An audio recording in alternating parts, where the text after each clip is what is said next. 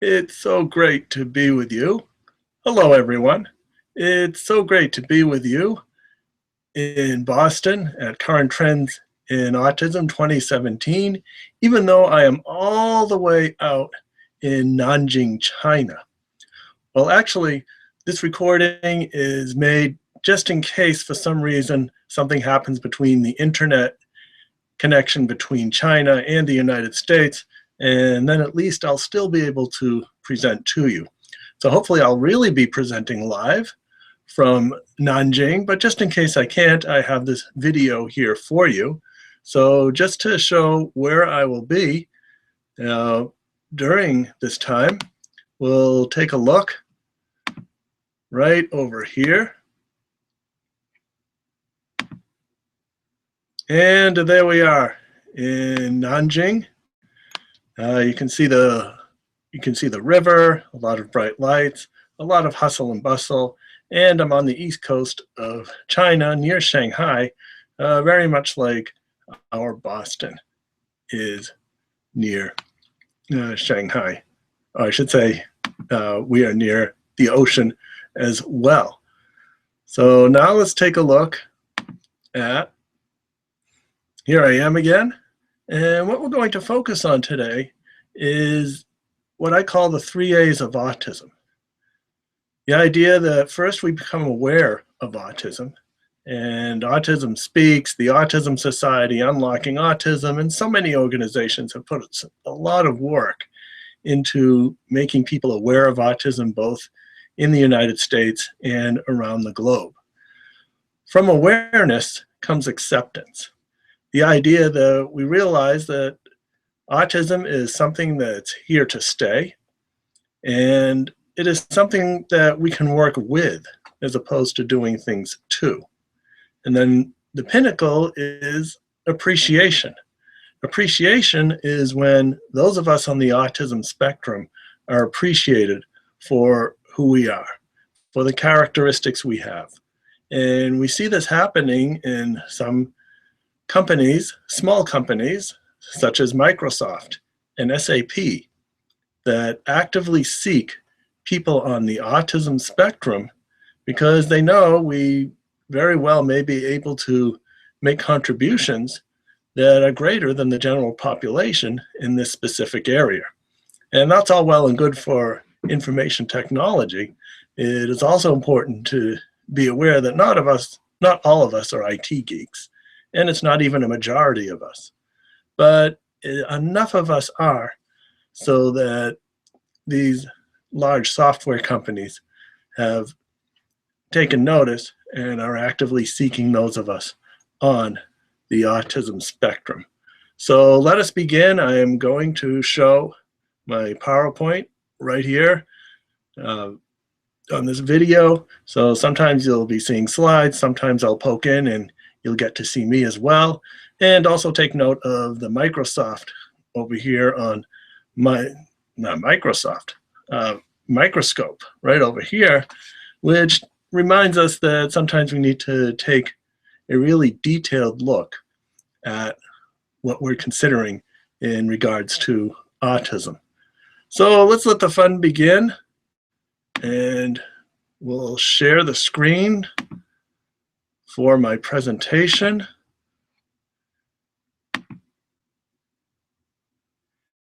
And here we go.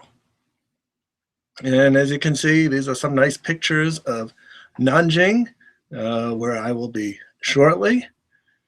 And let the fun begin.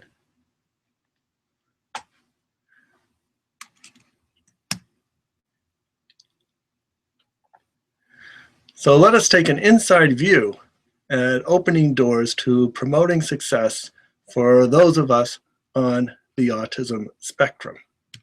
And let us begin by considering, how do we know where a person's strengths are? So many people ask me, how do I determine what the strengths are of the person with autism that I'm supporting? It might be my son or daughter, it might be another relative, it might be a student, and sometimes it's even the person on the spectrum themselves. And the first thing I do is I ask, how do you spend most of your time?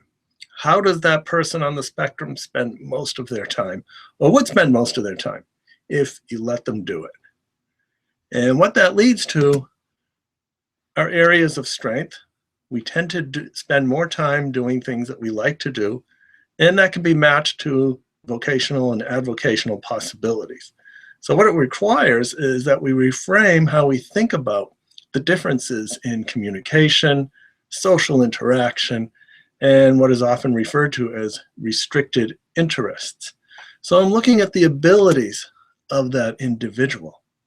I'm looking at what are the interests. I'm looking at the kind of mind.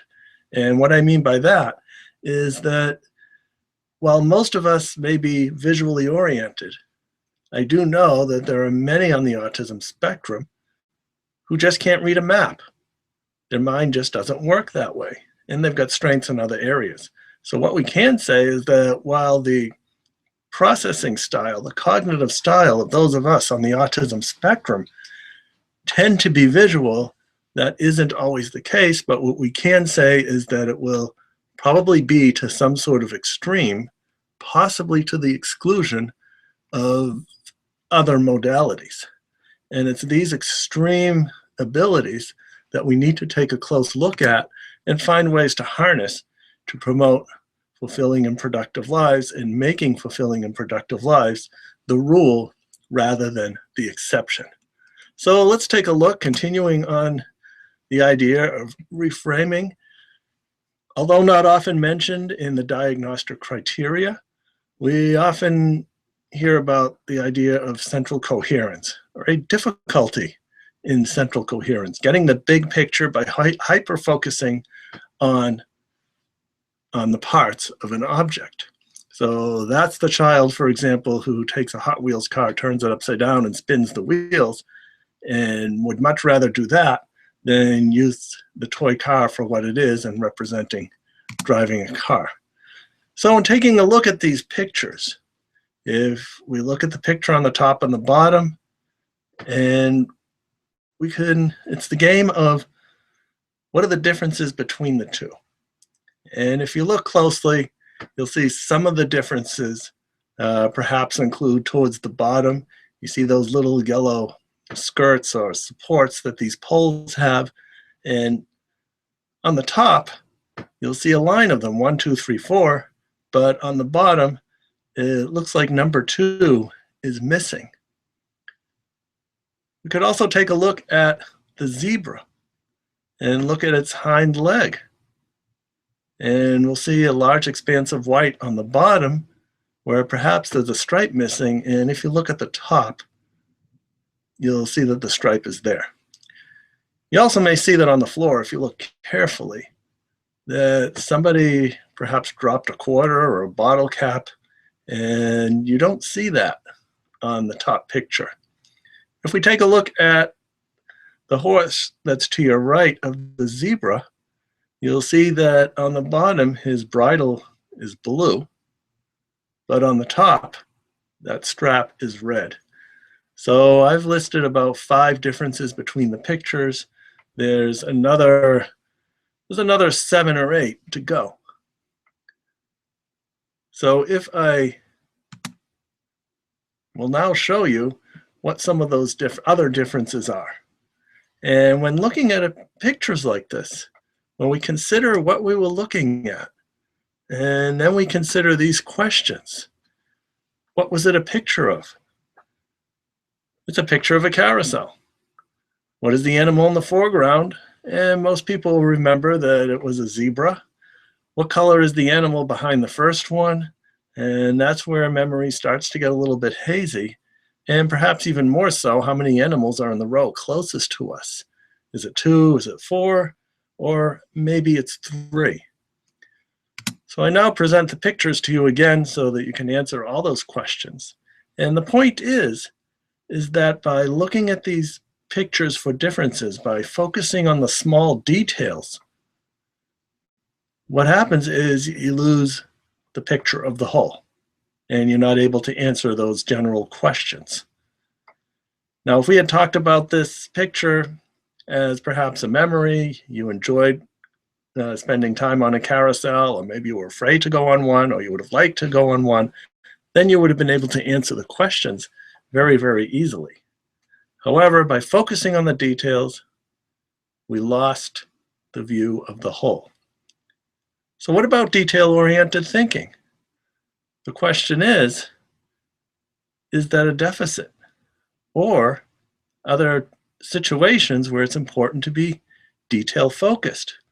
Whether it's being a computer programmer, whether it's being an inspector, whether it's inspecting a house or inspecting widgets that come out on an assembly line, perhaps being an accountant and looking at all the transactions of a business. And in these cases, it's very important to be detail-oriented. And it might even be possible to say that in these situations, perhaps the general population suffers from a deficit in detail-oriented thinking. So in that way, we can take a look at any one of the characteristics of autism, and we can flip it on its head, and we can take a look at where these characteristics can be useful.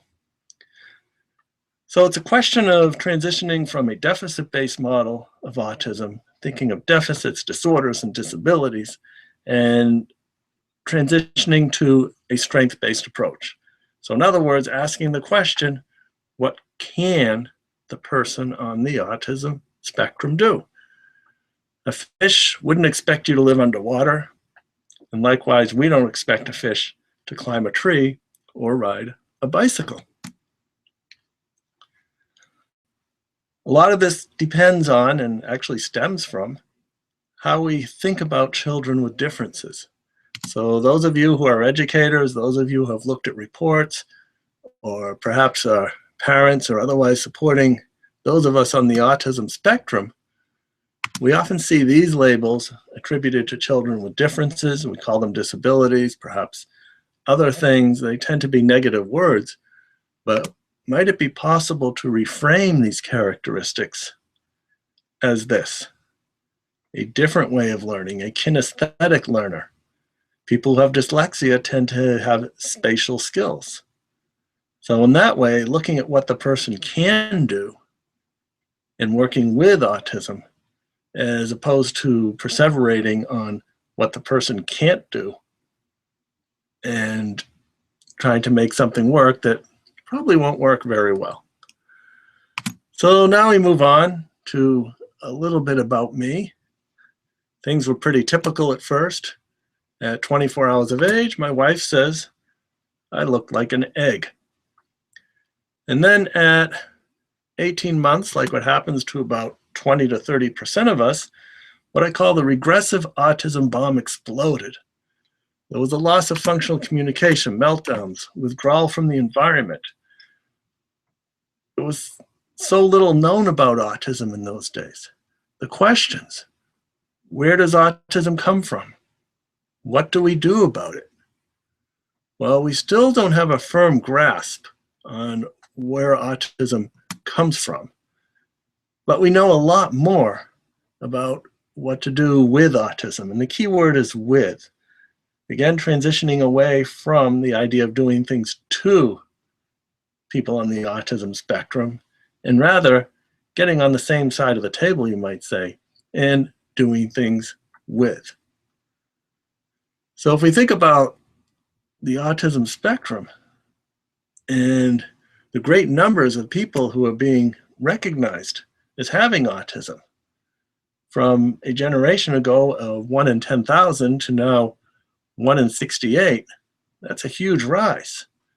And I think as we consider the research and the data into what might be causing this rise and the correlations, I believe that once we address and realize that there is that genetic component, which then gets triggered by something else, perhaps that something else is Federal Express. And why Federal Express?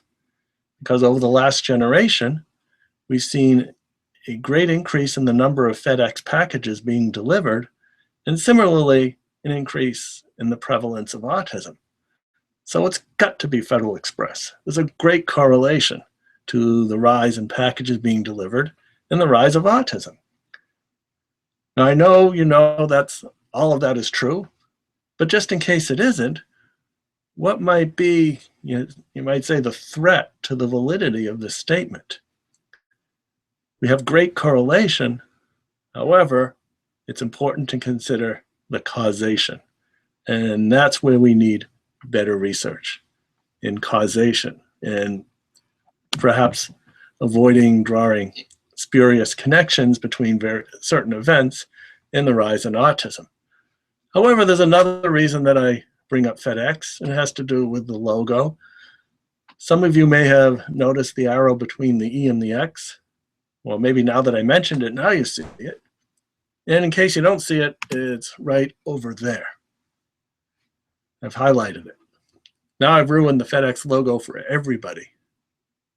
And even if I remove that green highlight, you still see it. I've ruined the logo for everyone.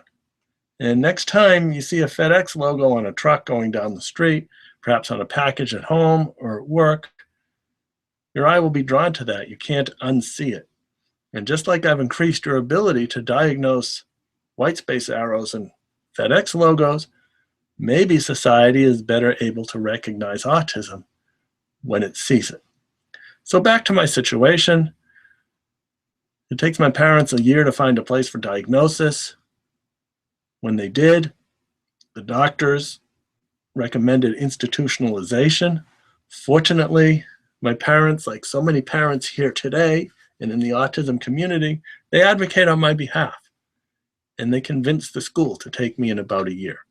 And it was during that year that my parents implemented what we would today refer to as an intensive home-based early intervention program emphasizing music, movement, sensory integration, narration, and imitation. And with the work that they did, speech began to return at age 4. Now, what did my parents do? Well, first they tried to get me to imitate them. It didn't work. Well, then they flipped it around and they imitated me. And in doing so, they entered my world. They were with me, as opposed to doing things to me. They were with me, and they were able to get it to a point where speech slowly began to return. And I believe my parents are a good example of first becoming aware of this thing we called autism. We really didn't know much about it, what it was, accepting me for who I am, and then working with the autism. I believe that we have the technology, we have the know-how, we have the wherewithal, so that people on the autism spectrum leading fulfilling and productive lives can become the rule rather than the exception.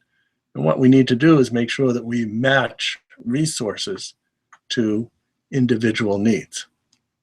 And in that way, instead of looking at the closed door of disorder, deficit, and disability, we can look at the open door of ability. And rather than autism being a bomb, autism can become the bomb. So how does that take place? Let us suppose we have someone like Robert. He might have been diagnosed with Asperger's syndrome. He speaks very well.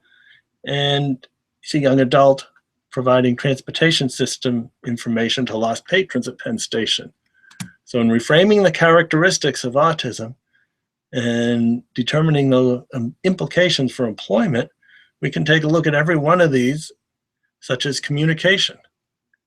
I think you will agree with me that those of us on the spectrum tend to be detailed, factual, data-driven, truthful, repetitive. I think you get the idea. How many times have you asked someone to repeat directions when you're lost?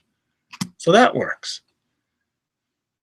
Typical social interaction can be challenging for many of us on the spectrum, but for someone like Robert, it's a brief greeting, a request for directions, he's happy to comply, and then the person goes away.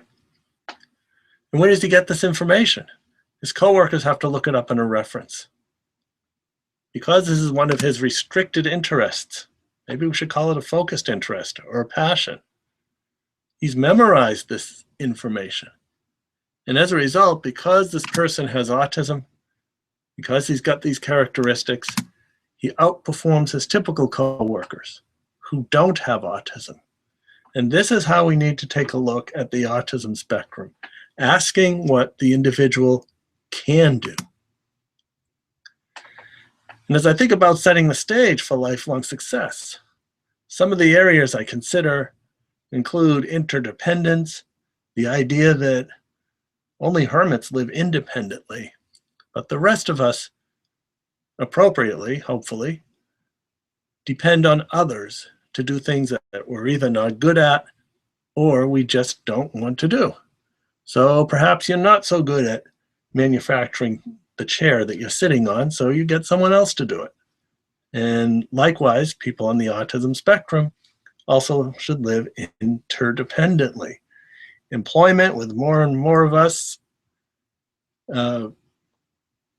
making it through grade school and college and are getting thrust out into the workforce, well, I guess just the thing to say is that everybody's got to work for a living, and that includes those of us on the autism spectrum. And those companies, some who I've mentioned, who have reached the appreciation stage of understanding autism, insofar as autism, actively seeking what characteristics the people with autism have that can benefit their business. Education, back to the greater awareness comes better research, comes better education, with more and more students now entering university. And the challenge now is, how do we provide supports to those individuals at the university level that have autism? Relationships, research suggests that those of us on the spectrum have the same needs, diversities, desires that the rest of the population has. But the challenge is, how are we going to learn how to engage in successful relationships of all kinds? And then self-advocacy. How do we teach those of us on the spectrum to effectively advocate for our needs and to do it in a way that other people can understand? So let us continue and take a look at some of these things. At age 4, I entered the school that initially rejected me. I got reevaluated. Instead of being considered as psychotic and ready for an institution, I got upgraded to neurotic. So things were looking better in the world. I also discovered the wonderful world of watch motors. I was found taking apart watches with a sharp knife, popping open the back, taking out the motor, pulling off the hands, taking out the gears, and then putting it all back together again. The watch still worked, and there weren't any pieces left over. My parents noticed this, and thinking back to the idea of awareness, acceptance, and appreciation, they soon provided me with all kinds of other devices to take apart and put back together again. If we look at my trajectory, perhaps from at that point, perhaps it would have looked like that I would have been a good watchmaker or some sort of repairman. So we always need to take a look at, where does the person spend most of their time, or would if you let them do it? That leads to interests in areas of possible strengths, abilities. And sometimes those abilities are directly translatable to future areas of study or employment, and sometimes they require a little bit of shaping. Everybody I know on the autism spectrum has found a way to successfully engage their special interests in a way that society values, and they can become wildly successful. We only need to take a look at Temple Grandin, for example. And we have the possibility of those of us on the spectrum leading fulfilling and productive lives being the rule as opposed to the exception.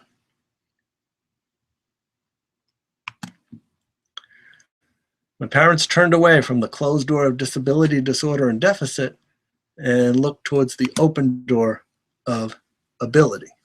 And that's how we need to take a look at the autism spectrum. Making a big deal about it they were building a sense of self-awareness so that I would know where my strengths are, where are my abilities. And that would help me develop a good sense of self-determination and being able to make good adult decisions. Well, here I am at age 6 of the social and academic catastrophe. You know what happens to people who are different in grade school. I just didn't understand how to get along with my classmates in a way that they could understand or interact with me. Academically, I was about a grade behind in most of my subjects. Teachers didn't quite know how to reach me. I'd spend most of my time getting all the books on my favorite subjects, reading them, copying diagrams, taking notes, and then putting them back and getting a bunch of others. So what are these B's for? Well, I guess running around the classroom, repeating the letter B over and over again, just didn't endear me to my classmates. So when I talk about transition, when do we think about transition to adulthood? Well, the federally mandated transition age is 16. It was 14 and now it's 16. And I think that number is really good as long as we remove the 1. And this is where transition should start. Actually, it should start when we know that somebody is on the autism spectrum. It doesn't mean that we'll chart it out a person's entire life after an early diagnosis, but we can start to notice where are the strengths, where are the challenges, and how are we going to use these strengths to help the individual lead a fulfilling and productive life. Part of success is also knowing your own strengths and your own challenges. So in other words, how can we tell the person on the spectrum that they have autism and do it in such a way that they recognize their strengths and appreciate them and focus on them, but at the same time we have to be cognizant of the challenges. So let's take a look. I was lucky in this regard because my parents used the word autism around the house ever since I guess had enough awareness to know that I had autism. I think that was about 5 and a half. I knew I had this thing called autism. We didn't know much about what it was, but it certainly helped explain an awful lot of differences. In that way, I knew, okay, there's a reason for why things are the way they are. However, most people don't learn about having autism that way. So let's take a look. Let's take a look at a 4-step approach that I developed for telling people that they have autism, and then what can we do to emphasize the strengths and yet be realistic about the challenges. Let's start with this 5-and-a-half-year-old that I taught music lessons to. He had Asperger's syndrome. His parents refused to use the word autism in the house for as long as, well, they just refused to use it because they just knew with enough intensive activity, we'd early interventionize the Asperger's syndrome right out of him. Well, we transitioned to the teenage years, and he still has Asperger's syndrome. His parents know the deed has to be done. They asked me to do it. I told them, well, it's a dirty job, and John Wayne ain't available. So I'll do it. So we began the next session talking about his strengths in music, graphic design, and computers. We talked about his challenges in making friends, penmanship, and physical education. He got that pretty quick. I'd been working with him for about 8 years, so maybe that's why. Then, racking up strengths and challenges. Let's put his strengths on one side of a piece of paper, his challenges on another. And let's find ways to match up those strengths to challenges. Well, you're good at computers, write your papers using the computer instead of doing it by hand. You thought that was a great idea.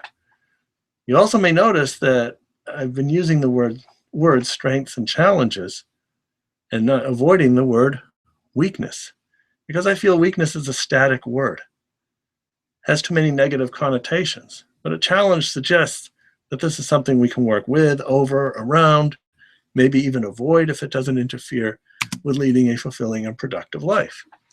Then on to non-judgmental comparison of others, people he knows.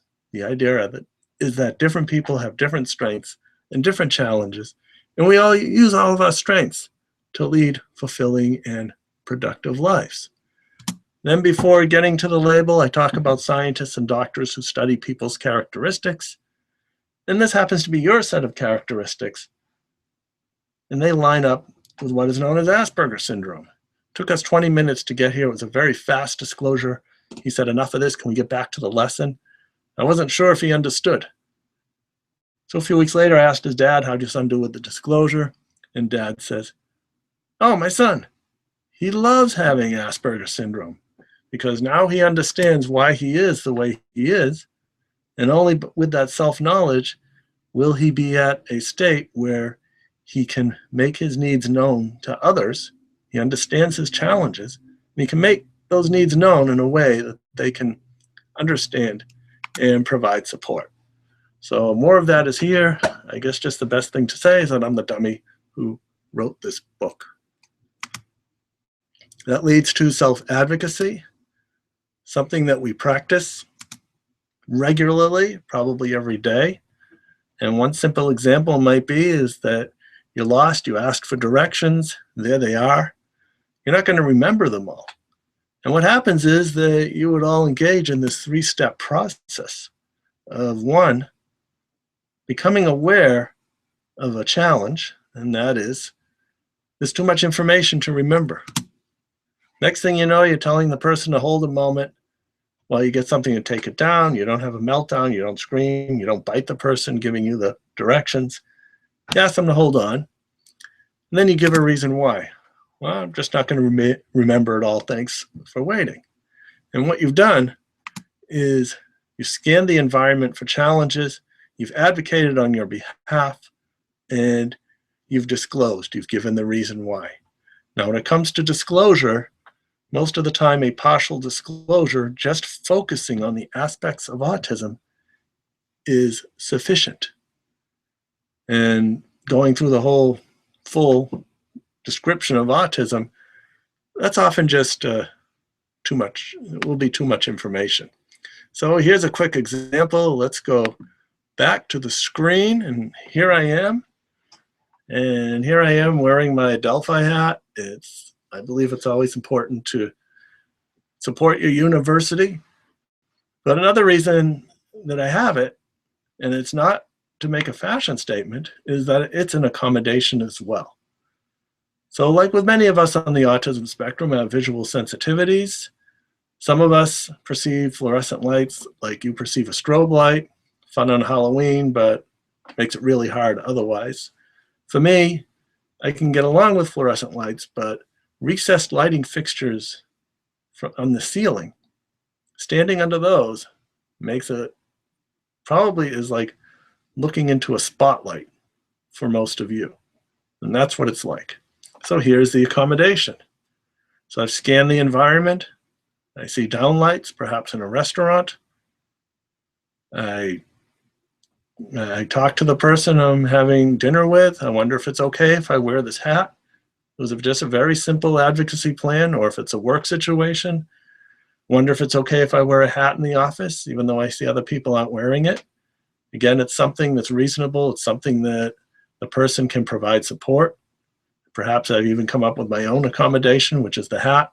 And then finally, the reason why. And the reason why is these lights give me a headache. They hurt my eyes. I must have sensitive eyes. So that's a very brief and simple example of advocacy, something that most of us take for granted. But for those of us on the autism spectrum, it might require direct instruction very much in the way that we just went over. So let's go back to the handout, and I'm going to share my screen, and let's present it to everyone. And that looks, it's got a very interesting effect there. So let's stop it and let's try it again. Here we go, we're live. And let's go back and see if we can get a better view. All right, things are looking better. And here we are.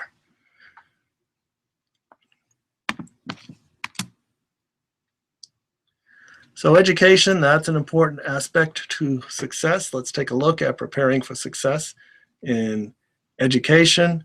In a huge contrast from when I was in grade school, we know a lot more about how to support and to educate students on the autism spectrum. And that brings to the mind SWOT. Now, most people think about SWOT as special weapons and tactics, and that's all well and good. But in this case, we're talking about special ways and techniques for educating students on the autism spectrum. And what I find is that educators tend to get lost in a sea of possible curriculum modifications. And to help navigate that sea, it can be useful to divide accommodations into these 9 categories. And then the question is, how do we divide them into those 9 categories in a way that can be helpful and customized to individual needs? So let's take a look at some of these in depth. Time. Most often we just throw extra time at the problem. A lot of times it works, many times it doesn't, because often what's needed is to address the challenge with managing time, the executive functioning aspects of completing a science paper, say a multi-page paper requiring a number of resources, references, and this is due at the end of the semester. So let's take a look at how we may be able to help someone in this area. One is we could sit down with them and build a customized timeline with them. This is when you should have your topic. This is when you should have your references. This is when you should have a rough draft. This is when you should have a final draft. And we line it all up, give it to the student, and that helps them greatly. However, the question is as well, how can instruction be engineered to benefit the entire class? And in doing so, instead of this modification being just for one person, everybody else benefits as well. Why not provide a handout with the intermediary deadlines to everybody? Now that we've done that, we've accessed the visual and auditory modalities of learning, and according to Howard Gardner, there probably should be about 6 more. Are there other modalities that we can access? Perhaps we could access the kinesthetic. Making use of a bulletin board. We could perhaps set it up just like this. These are the stages of completing a science paper, beginning with a topic sentence. And this is also something that the entire class can refer to. Additionally, students like seeing their work on the board. Principals like seeing student work on the board when they do their inspections. And then finally, the students' parents also like to see their kids' work on the board. So as topic sentences are devised, they get put up on the board just like this. And we can do that with all of the other stages. But then the question is, what about Igor? He's the one on the bottom left. See, Igor still is pretty challenged with the executive aspects of managing a schedule like this. So Igor will now become the bulletin board monitor, and it will be his job to take these printouts from me and to put them on the board. And in that way, in addition to talking about the intermediary deadlines, in addition to perhaps developing a individualized timeline, Now he kinesthetically gets to experience it by putting the papers in the right place. Well, maybe he still needs some additional help. Well, then what I would do is I would ask Laura if she would like to team up with Igor to help him make sure he gets the papers in the right place. And in that way, working with Igor, giving him the extra goose, you might say, and experiencing the concepts of managing time, he will be helped. And it's done within just the regular instruction and routine of the class. We can do a similar thing with a daily schedule. And perhaps I would give the person who has the greatest challenge in managing their schedules, managing the executive aspects of time, managing change, so that when, for example, we have a school assembly today instead of math, it is that person, it will be Igor, who will be in charge of taking the school assembly card and putting it right over math. So that's another example of engaging the child, in this case in an area of challenge, but doing it in such a way that he gets more experience in addressing this area of challenge, and it's done in the regular routine of teaching the class. And in that way, he can become more successful in this area. Let's see, what else? Here's an assignment that I find catches a lot of people on the autism spectrum. It can be very challenging. And if we look at the assignment, while it looks fairly innocuous, and let us assume that the person on the spectrum understands what a 5-paragraph essay is. He can write it out or type it out. That's not a problem. And even sharing it with the class is perfectly fine too.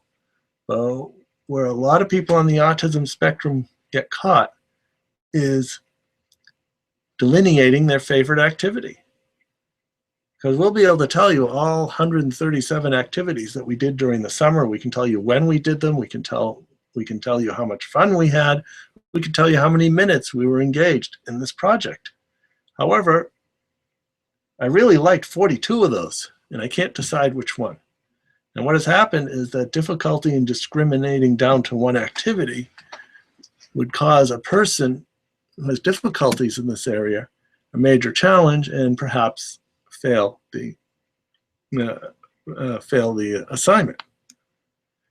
So perhaps it could be rewritten in a different way. One of the following ways, so maybe it doesn't have to be written, to describe one of your favorite activities. And we go back to the work of Howard Gardner and see that there are many ways in which a student or a person could describe activities that they engaged in during the summer, and we can go way beyond just writing and speaking, but we can get into the intelligence of music, or perhaps inter or intrapersonal, kinesthetic, nature, or wherever that person's strength may be. All right, looking at the next one, output. Most education is done through blabbery like I'm doing now, but there may be other ways. The person who has difficulty speaking, maybe they could write. The person who has difficulty writing, let's find an assistive communication device that allows them to write. Let's take a look at an example. And this example comes from, well, relatively down the street when I was a teacher over at Bunker Hill Community College. I gave this assignment that involved listing the components of an electronic music lab and then briefly describing each one. So most students did perfectly fine with that, but in this case, the student remained behind. After everybody left, he came to my desk and said, you know, I have enough ADD to sink a battleship. And as a result, the handwriting is so slow I won't finish, and it's so messy that you won't be able to read it anyways. So I might as well take the F now. Or, and he came up with his own accommodation.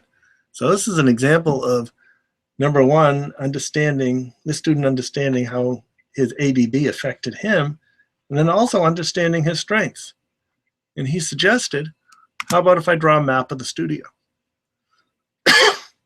So I told him that's a fine thing to do, go draw a map. He did, and the map clearly showed that he had mastered the studio.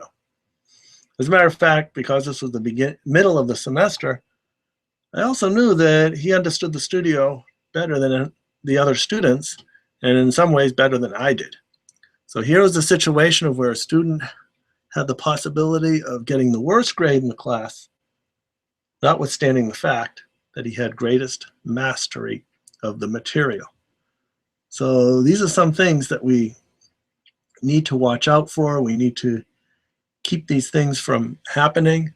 I see we're getting closer and closer to the end of our hour, so I'm going to have to jump ahead a little bit and talk about modifications as a contrasted with accommodations. Every change we make to a curriculum is a modification.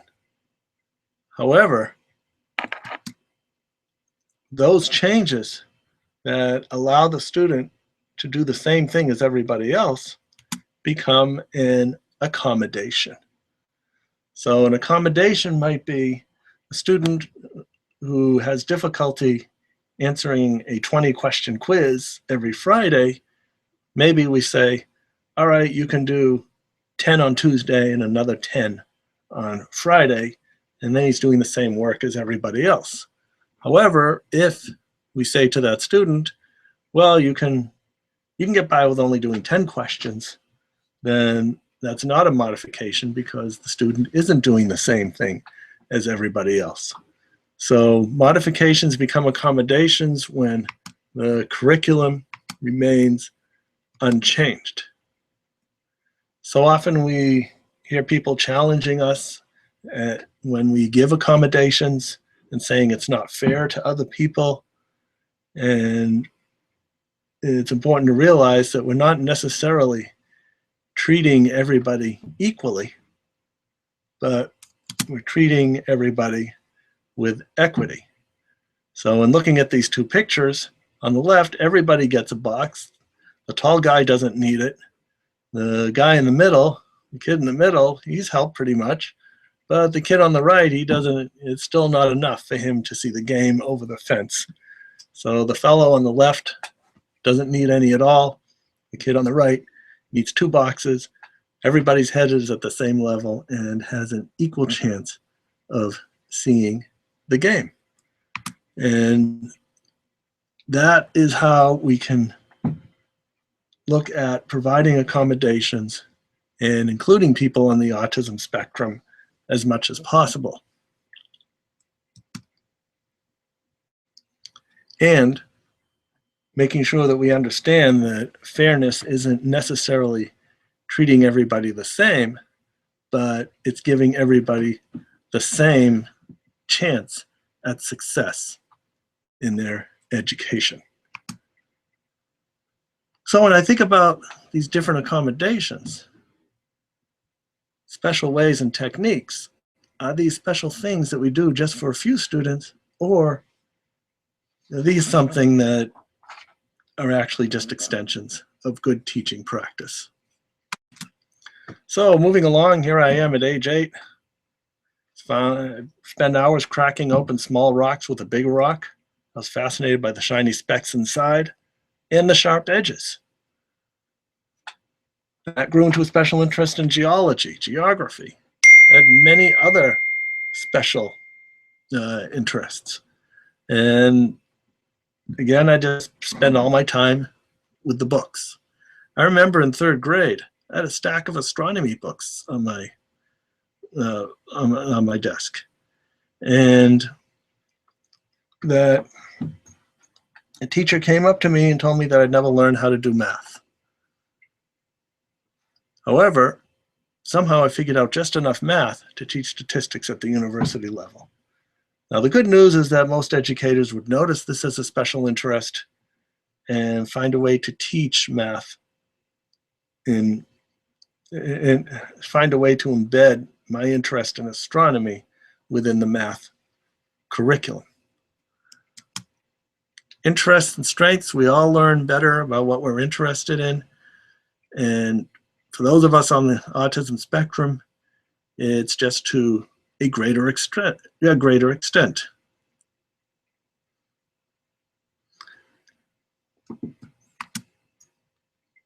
I started becoming interested in bicycles. Soon I got to a point where I could take a bicycle apart down to the ball bearings and get that thing back together again. So had we looked at my trajectory, maybe we'd be working with my bicycle interest, and I'd end up as a bicycle mechanic, which I actually did do for a while, or maybe managing a bike shop. I did that too for a while, or even running my own bike shop, and I did that too for a while as a college student. But as it turned out, I continued perseverating in school, got my doctorate, and now I'm at Adelphi University as a professor. Special interests. This is one way to look at special interests. It's a common way to look at them. However, it's a deficit model. And that is, it's something you got to get out of the way before you can get to work.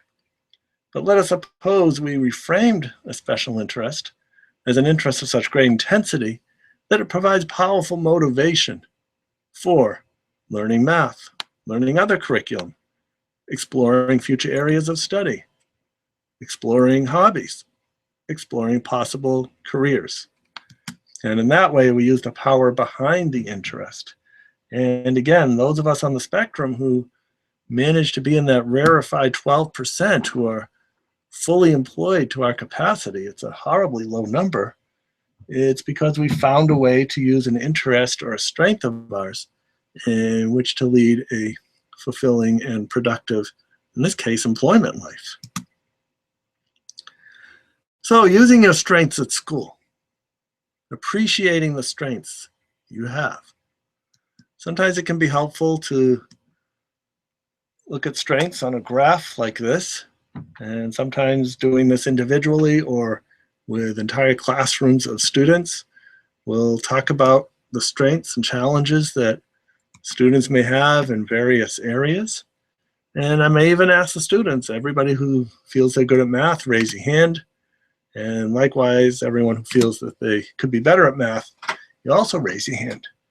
And what we see is that with the blue line representing, you might say, typical or average functioning, everyone's got strengths on the top and everyone's got challenges on the bottom.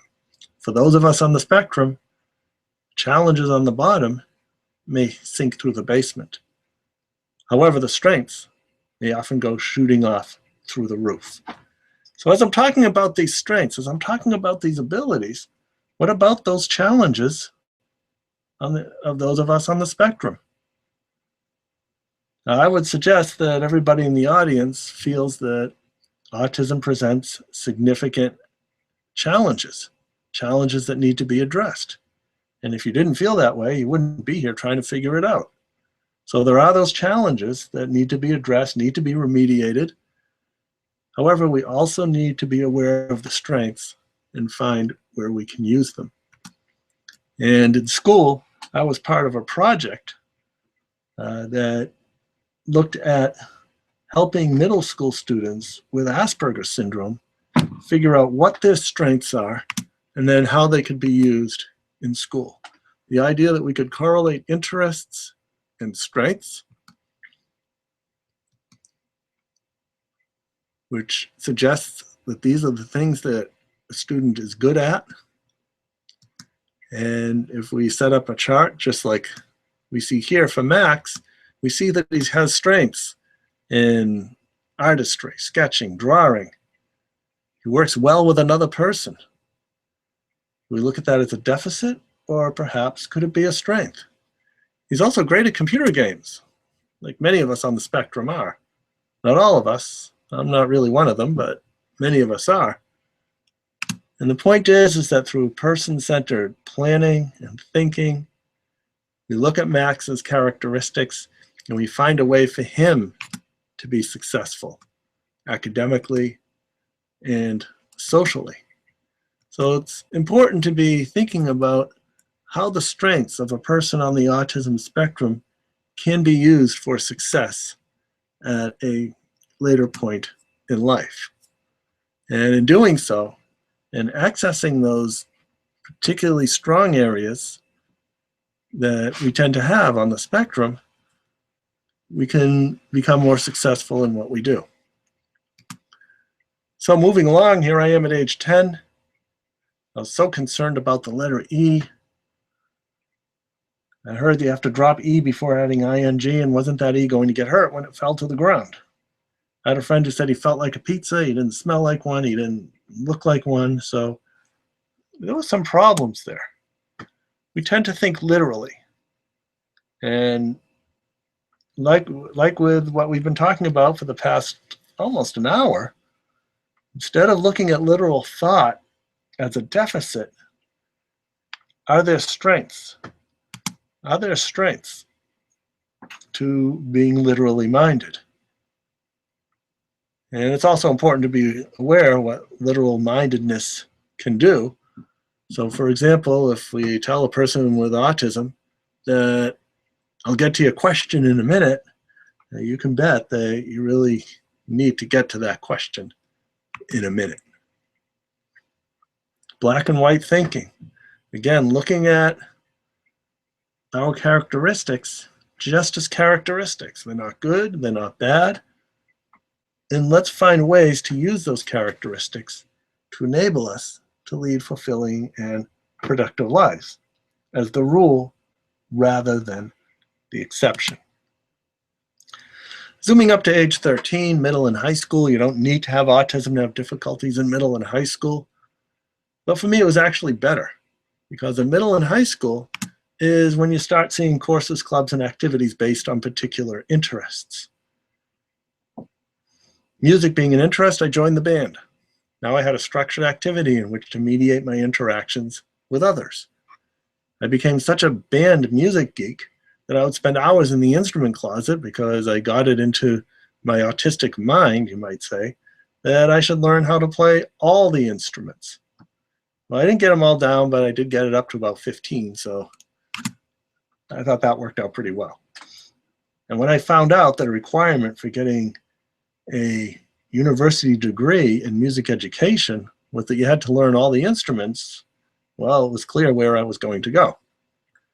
This is also part of the reason that I give music lessons to children on the autism spectrum, because in addition to all the therapeutic benefits you get by engaging in music, you're developing a real-life skill in which to develop interactions with others in the community as a musician. Also, music is just plain old fun. And then finally, I haven't figured out how to teach typical kids yet, so I just stick with the ones on the spectrum. They make a lot more sense. However, we also need to be aware that music is a very sensory activity, and we need to be aware that we need to address possible sensory sensitivities, especially if a student is placed in a band or an ensemble where they might be in front of very loud instruments. And then the question might be, how are we going to provide an accommodation for that person? Employment, as I mentioned, we all have to work for a living. And I believe employment starts early. Starts with jobs around the house. We call them chores. And with all these, and the commonality that chores have with jobs is that you have to do them on a regular basis to a certain standard, whether you like it or not. And if we have a situation where someone is not able to complete the entire chore, for example, walking the dog, maybe they could be in charge of getting the leash and giving it to their father or their mother or whoever is going to walk the dog, or putting the leash on the dog. And then maybe teaching the different parts of a chore and then chaining them all together to complete the entire job. Kid-sized jobs. It's important to do a job out of the house in some way or other. Newspaper routes used to be a great way to do it. They don't really exist anymore. But there's many other types of jobs that can be done in the neighborhood. Perhaps a house of worship needs help on their computer, and that would be great for a computer geek. It's also important to realize that sometimes endeavors don't work out, and when they don't, you have to make a change.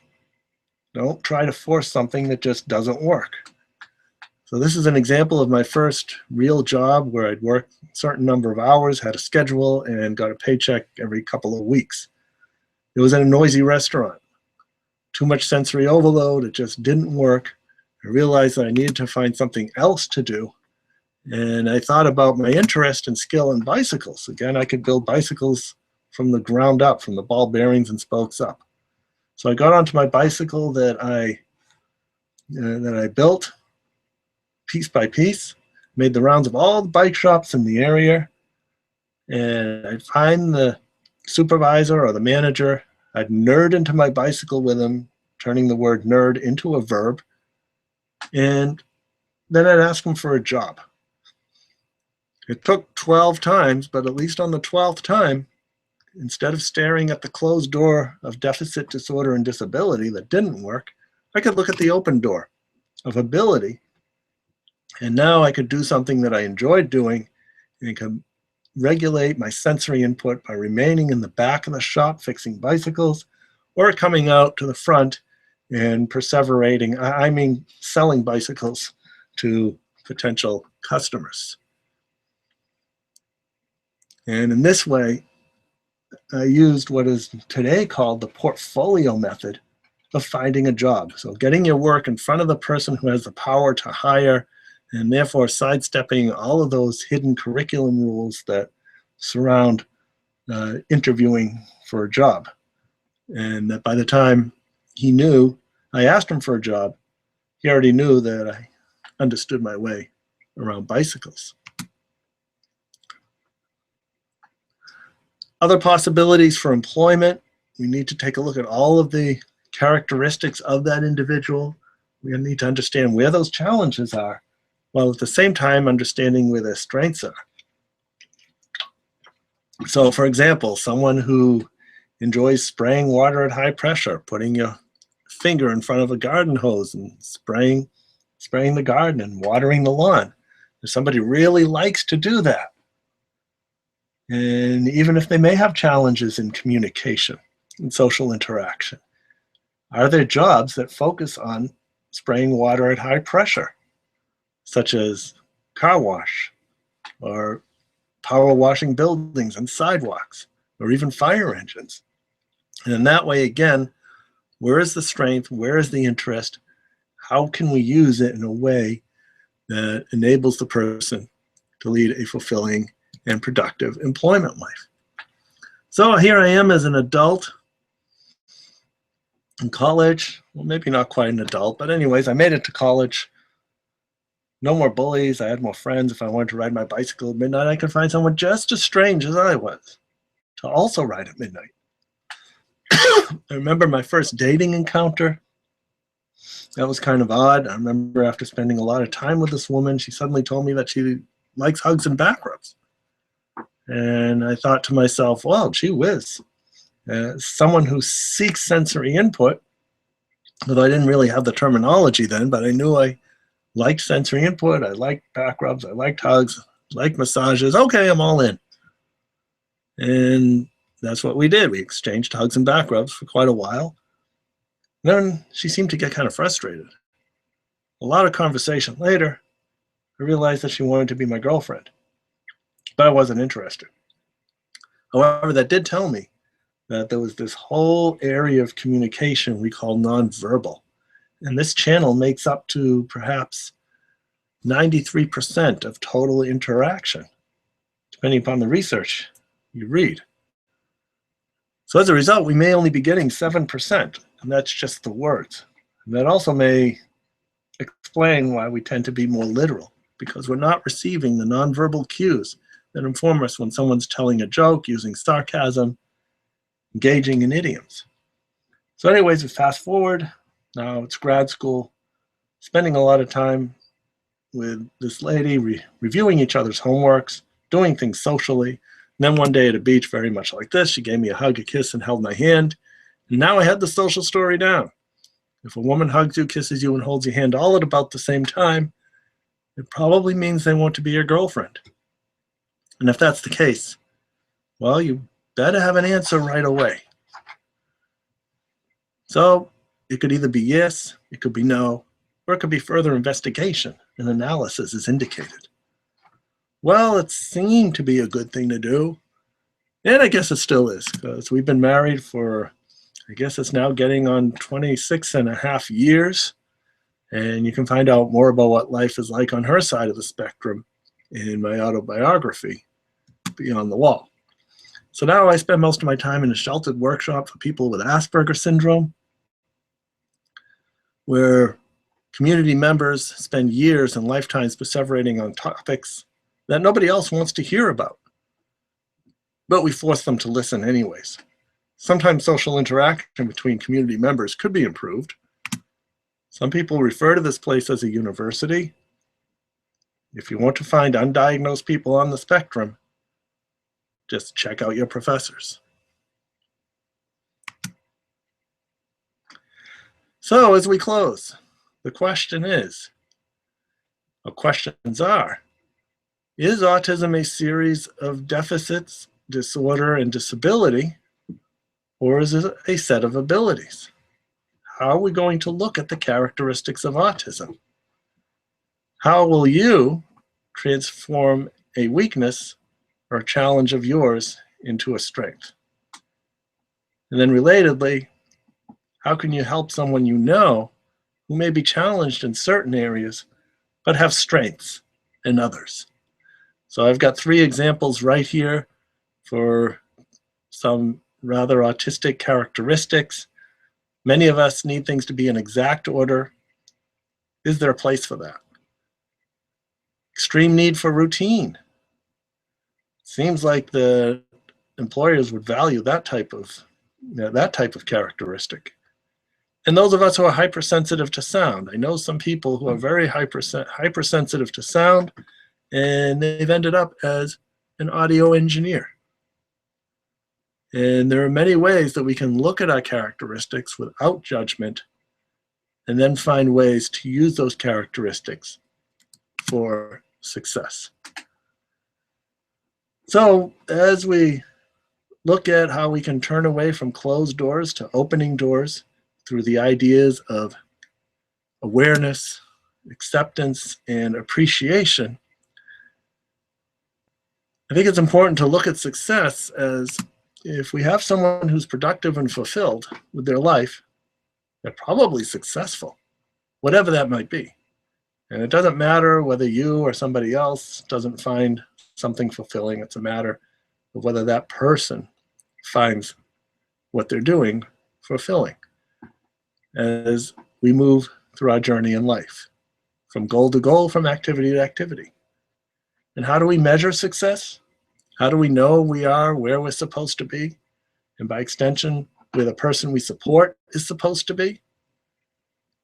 Well, I believe that if we get a person on the spectrum through an experience, it could be a therapy session, it could be a class, it could be a community outing, it could just be hanging out with a friend, it could be a whole semester of school.